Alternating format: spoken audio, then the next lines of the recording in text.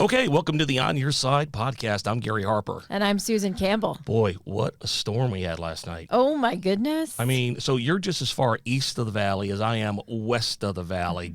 What kind of damage, if any? You know what? It was so funny. Right at my house, we heard the rolling thunder all night long, but we didn't get hit really hard. 15 minutes away from my house, planes were flipped over at Falcon Field. So, I mean, it's just wild and kind of the luck of the draw where you lived if you got hit or, really hard. And then you have the story I told earlier about my 40-pound fake owl used to scare birds away. That thing is gone. How does the wind take a 40-pound fake owl and just lift it up and just take it with it? It had wings. It went. I want to know where you found a 40-pound owl to begin with. Amazon. It's plastic, but you fill it full of sand, and then you put it on your wall or wherever you have problem birds, and it scares the birds away. At least it's supposed to. I see what you did here. You mentioned Amazon because we're talking about reviews, and when people are shopping, that was a very nice segue. You're getting good at this. Listen. There is a method to my madness, at least sometimes, anyway. Yeah, we are talking about fake reviews, and I don't. Personally, it's my wife who does all the shopping on Amazon, and she's like, I think their number one customer. I've got doorbells ringing like all day, every day. All day, every day. I'm like, what did you buy now? But yeah, so she's the big purchaser off Amazon, and I'm sure she goes through the reviews. What's your etiquette with looking at reviews? Do you pay attention to them? Do you really rely on them? I'll glance sometimes, but with a giant caveat that I take everything kind of with a grain of salt. Yeah. I'm more focused on like brand recognition, really, because I feel like reviews are sometimes so off the wall or so specific that it doesn't really apply to my situation. It seems like reviews, you're only going to write a review if you had a bad experience with either the service or the product. I mean, I don't feel like there are a lot of people who say, gosh, this product was just so great, I'm going to write a review on it. It's always the opposite, right? And it gives you a little bit of an idea. I mean, like sometimes for like kids' toys, if it's like a bigger one or like a kid's wagon that we were shopping for, I'll read reviews and see like if there are 100 parents that were like, this is really hard to pull, then maybe that's not the wagon for me. But so I'll do it for that kind of thing, but never clothes or stuff like that. Yeah. Well, let's jump into it. Yeah, we're talking to Kay Dean. She's a former federal criminal investigator, and she has a YouTube channel called Fake Review Watch. Hey, Kay, how are you today? Hey, thanks for having me on today. Hey, I love the Fake Review Watch. So this is really something that you have a lot of passion about with finding fake online reviews. Before we get into exactly what you do and how you spot them, just tell us, did you have a bad experience? Why did you all of a sudden decide to pursue fake online reviews? I used online reviews about 5 years ago to find a medical provider here in California. And I ended up just having a bad experience, and it left me so suspicious about those reviews that I had relied on. And so I did a deep dive, and I uncovered that the online review space is just saturated with so much fakery. And so my personal experience spurred my larger investigation into this issue. Yeah, being a formal criminal investigator, this probably was, I don't want to say easy, but a lot easier for you than maybe other people to kind of get down to the nitty-gritty to find out what's fake and what's legit. I think so, yes. So walk us through, how do you first target certain businesses or medical providers? What are you looking for? What catches your eye when you're trying to sift through all of the reviews? That's a great question, and it really varies case by case, but quite often, if a business I have established is getting fake reviews, then all of their reviewers become suspect. And that quite often leads to other businesses that are getting fake reviews. Likewise, if I know a profile is leaving fake reviews, then I can check all their reviews, which leads me to other businesses. So it's connecting the dots, link analysis, pretty rudimentary link analysis in some cases. It really varies by case. Let's say you're looking for a great dentist or a great orthodontist, and you come across reviews that are just, this dentist is the best thing since sliced bread. I mean, how do you get down to what's the red flags that say I'm a fake review, don't trust me? That's such a great question. And you really just can't look at a review in isolation and determine that it's fake. I mean, there might be some indicators, but you really have to look at a sampling of reviews, reviewers, and businesses together to start to see abnormal patterns among the reviewers, suspicious patterns. For example, did those reviewers review the same dentist in Arizona and the same contractor in New York? I mean, you start to see these suspicious patterns that surface. But it's very difficult. Most consumers aren't going to put the time in to get a spreadsheet out and start analyzing this. They're putting this blind trust into the tech companies' review platforms that their algorithms are doing it for them. And I can tell you, based on my research over and over again, they are doing a lousy job at providing reliable information to consumers. So are companies buying these fake reviews? Yes, they are easily purchased on social media. You can join Facebook groups and procure fake reviews very easily and inexpensively. Well, how is that done? I'm just wondering. I mean, if I own a restaurant and I want to be the best food in the city, and maybe I'm not, but I want to get the word out there. I mean, what do I do? Who do I pay? How does that happen? That would depend. I guess if you don't want to pay your marketer, you could just join a number of Facebook groups that operate openly and flagrantly all over Facebook, which I have documented on my YouTube channel, Fake Review Watch, and start interacting with review brokers who are selling reviews openly and flagrantly on social media. There's a tremendous amount of review fraud being facilitated on social media. So you could do that and get instant reviews like that very inexpensively.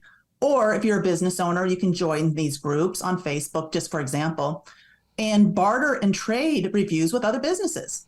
You give my business a fake Yelp and Google review, and in return, I will give your business fake Yelp and Google reviews. So there's that element too. So there's a variety of ways to get fake reviews. It's very easy, very inexpensive. How much does it cost if a business was to do this? Does it depend on the content? How much is said? Does it depend on how many words? Yeah, it depends. I can see Google reviews can go for as inexpensively as 50 cents each, or Yelp Elite reviews, which are reviewers on Yelp that they don't get filtered by Yelp's algorithm. So there is a robust black market for Yelp Elite reviewers. And so those can go for $50 each.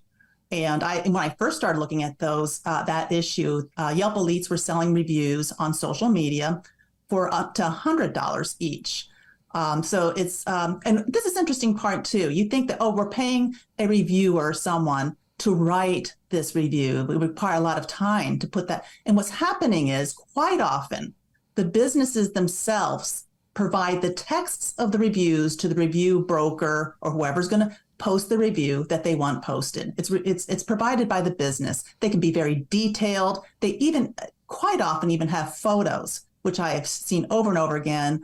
I give examples of that in my videos. So to your question earlier, how can a consumer know what's real or fake? It's very, very difficult because the reviews can be very detailed, include photos. But again, these reviewers, fake reviewers, most often, I would say, are not writing the text of those reviews. It's being provided to them by the business. Is there one industry that is a particularly bad actor in this where, there are more fake reviews than another industry? Yeah, that's a good question. I see a lot, and I think locksmiths, garage door companies, the duct cleaning services, movers, lots of fake reviews in those industries. However, I can say that I have seen fake reviews across every profession you can imagine, and plenty in Arizona as well. What about clicking on the name of the reviewer? You may have touched on this, but can you expand? Does that reveal anything that, I knew this was a fake review because XYZ? Does clicking on the name of the reviewer do anything? That's a great question. And because this is something I see on Google, for example, red flags that Google allows people to make their profiles private or locked. So if you click on that profile to see, what else has this person reviewed? If you just wanted to do your own research on that Google reviewer and then you see, oh my goodness, they've reviewed companies from all over the country, There's some inconsistencies. For example, here they say they're retired. Here they're talking about their kids' wagon they just bought. And so Google allows profiles to lock their profiles, and quite often the fakers take full advantage of that. So you as a consumer can't see what else they reviewed. And so that's a red flag. If I see a business with a lot of locked profiles reviewing them on Google, that's a red flag. But on Yelp, for example, you click on the profile and you can see what they've reviewed. But what you'd have to do is, start to aggregate and spend lots of time doing to see what else they reviewed on a spreadsheet, and then other reviewers what they reviewed. And you start to see these suspicious patterns that just aren't believable in the review histories. Is it illegal to use a fake review or buy a fake review and post it? Yeah, that's a good question. And the FTC is looking at this issue right now, and they're exploring rulemaking for this issue. So this is a very relevant current topic because it's in the news right now. The rulemaking phase is going to be ending at the end of September. And yes, to your question, fake reviews are illegal. They're already illegal, but this new rule that the FTC is exploring will spell out and clarify who's responsible. But I want to mention what the FTC's rule is not doing. It does not hold the tech companies and review platforms themselves accountable. And my research shows over and over again that they do far too little to police the review fraud on their platforms. And you have to remember, too, I think it's good for consumers to remember when they're looking at reviews, how do these companies, these review platforms, make their money? It's the businesses who advertise with them. They're not the consumers. So there's an inherent conflict of interest here that they're making their money from the businesses. It's not in their interest to call attention to fraud on their platforms because they want you using them. Well, they make money. And you know how critical real reviews are to businesses. I mean, even though there are so many fake reviews out there, we are all kind of trained to do the extra little layer of protection for ourselves to read reviews. I remember way back when, a million years ago, when my husband and I got married, our photographer, our videographer, the person who did my hair, the person who did my makeup, they all said, after we were back from the honeymoon, they reached out and said, "Do you mind leaving me a review? I think we had a really great time at your wedding. We really loved your photos. We really loved how your video turned out. Would you mind sharing your experience?" Because it matters, right? Right, yeah. So the real ones matter, and then these fake ones get thrown in there, and then you've got fake product reviews, too. It's not just goods or services, it's the goods, too. Yeah. I've done stories about the brushing scams where people are getting loads and loads of stuff delivered to their house that they didn't order. And it's also some random company can create a tracking number and post a review that goes with one of their junky products. And then it looks like it's a really great product because so many people have purchased it and so many people have left reviews. Wow. How clever. I mean, do those companies have to be to go to that extent? I mean, it's pretty smart on their part, but I mean. Yeah, I talked with one couple. They got like dozens of packages, all random things. It's like dog toenail clippers and like a weird like black dress and a lampshade and like just all kinds of random things. Yeah, that's weird. Hey, Kay, we talked a little bit about Yelp and Google. Amazon, very popular for purchasing things, products. Is there anything consumers can do when they're on Amazon to help spot a fake review? I personally have not investigated fake Amazon reviews, product reviews. My focus has been on business reviews. However, the methodology in acquiring fake Amazon reviews is very similar. Huge problem. Just for context, last year, Amazon sued 11,000 administrators of Facebook groups. So that gives you an idea of the context of the problem with the fraud being arranged on Facebook. It was a year ago, I think this month, that Amazon was trying to address this problem. Huge problem with Amazon, fake Amazon reviews. But again, I don't investigate product reviews. Normally, I focus on business reviews. So tell us about Fake Review Watch. Exactly what does it do? And then when you complete your investigation and expose a business for having fake reviews, do you confront that business? I mean, what do you do? Normally, what I do is I do my investigation. I complete all my research.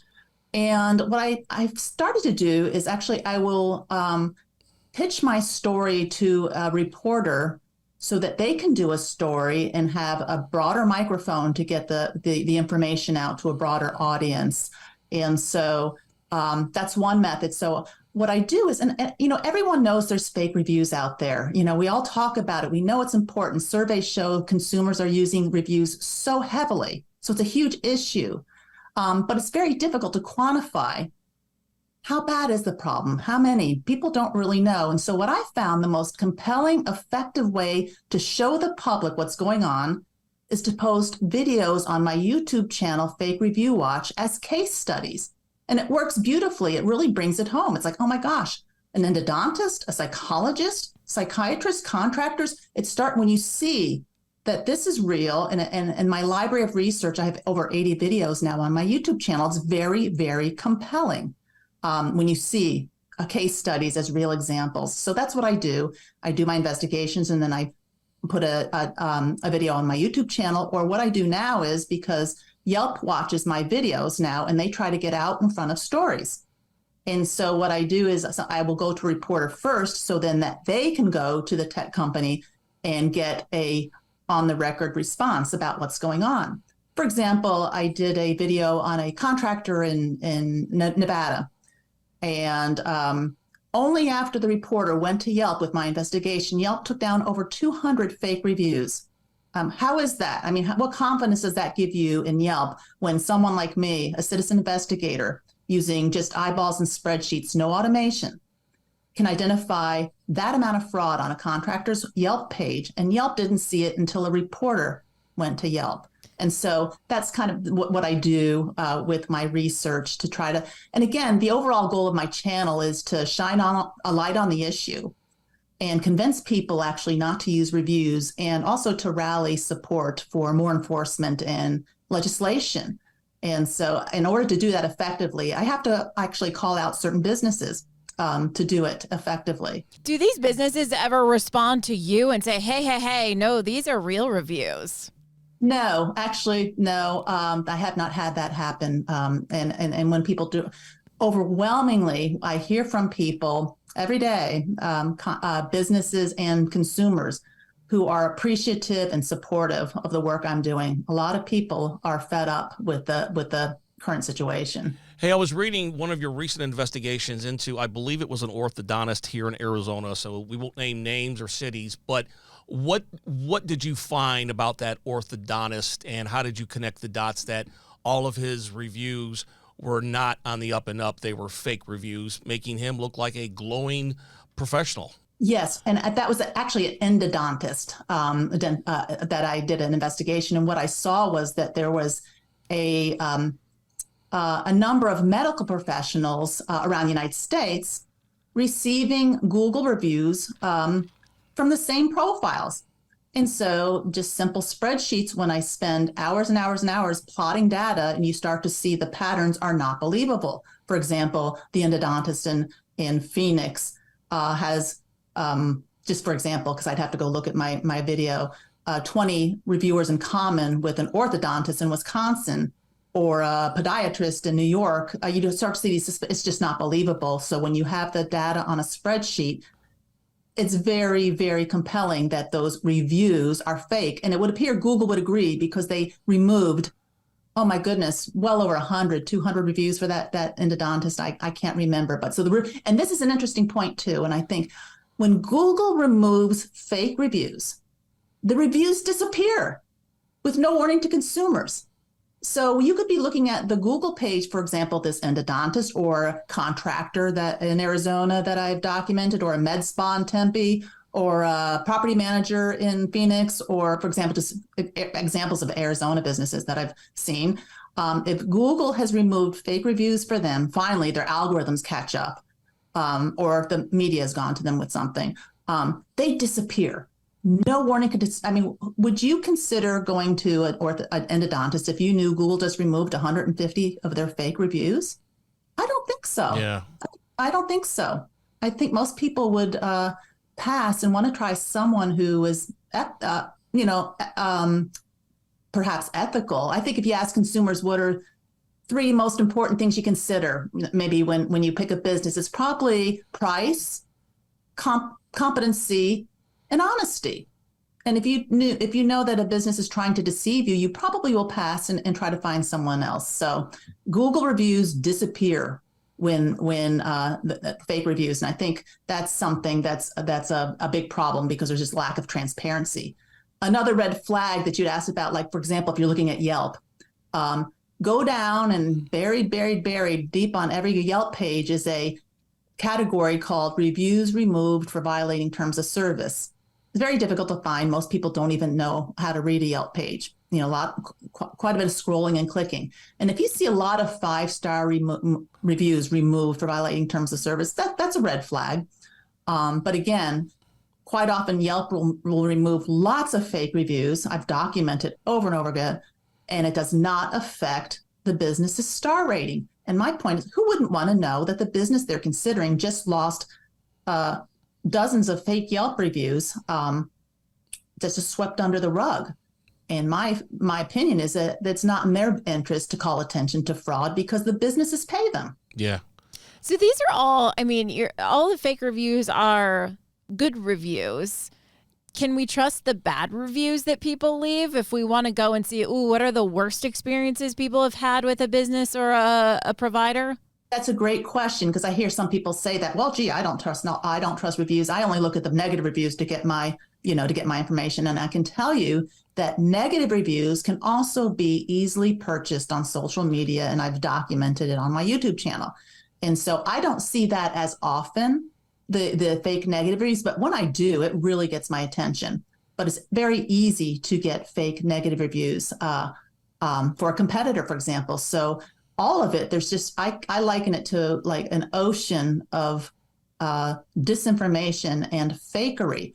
And also another, you'd mentioned, after your wedding and people soliciting for reviews, your various vendors that you used. And quite often, if a business is getting fake reviews on one platform, they're often getting fake reviews across a number of platforms. And so when I hear some people say, well, gee, you need to look at reviews on various platforms to get your information, Yelp, Google, Wedding Wire, TripAdvisor, House, or whatever.